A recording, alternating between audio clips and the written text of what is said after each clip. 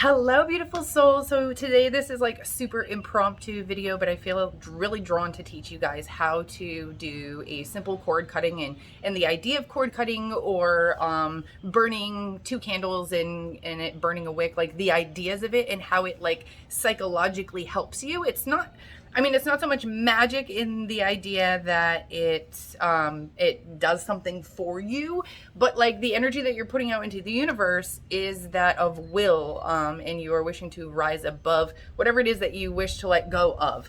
And that will and intent is what's going to bring you to a new awareness, or it's going to bring you to a heightened state of consciousness that's going to allow you the clarity to figure out how to deal with whatever that issue is. Okay, so let's talk about like cord cutting in general. Cord cutting can be done with people, it can be done with exes, people, it can be done with family, it can be done with any person, it can be done with an energy or an entity, it can be done with a behavior or a coping behavior or repetitive behavior, or it can really be done with anything that you can speak of or has a word or has some energy to it. You can like cut it out of your life. You can leave it behind, especially people. So we're going to do this probably a lot with people, because now that you're in this heightened state of awareness, you're realizing that the people that you've spent a lot of time around, you've kind of been forced into like maybe a manipulative relationship, or that you just realize that their words are no longer supportive, like they're just not supportive of you.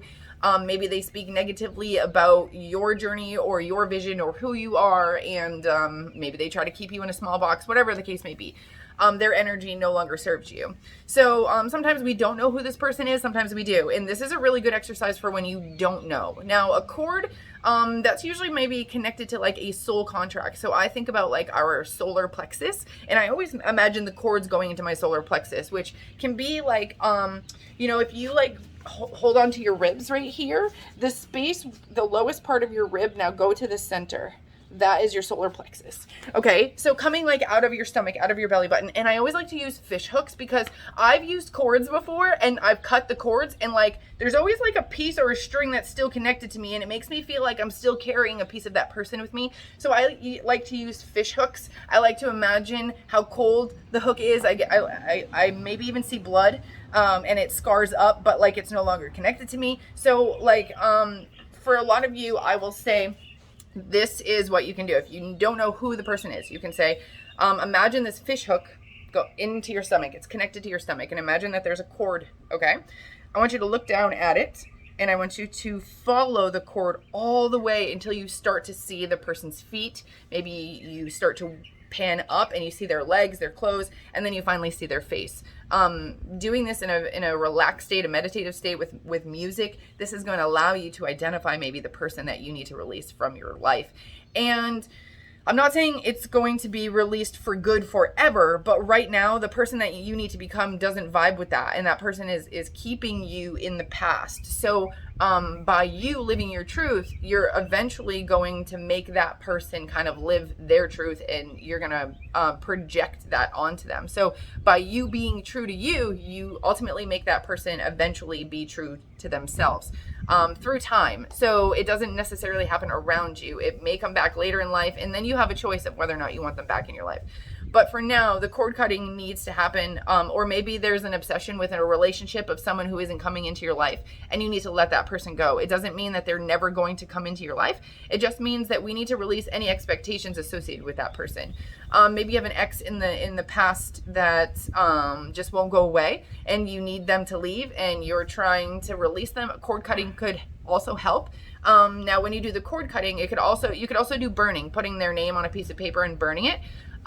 You could also tie 2 strings to 2 different colored candles, and then light them both on fire. And basically what's going to happen is one candle will hold on tight while the other releases and burns the cords faster, and will light up on fire faster and melt down faster. And one candle should always be remaining. That's kind of how it always works.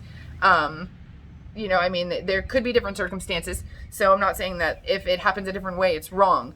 But the visualization of watching the cords burn is almost like it's happening in the physical world, and you're taking that energy and you're pushing it forward. You're wishing for it to happen.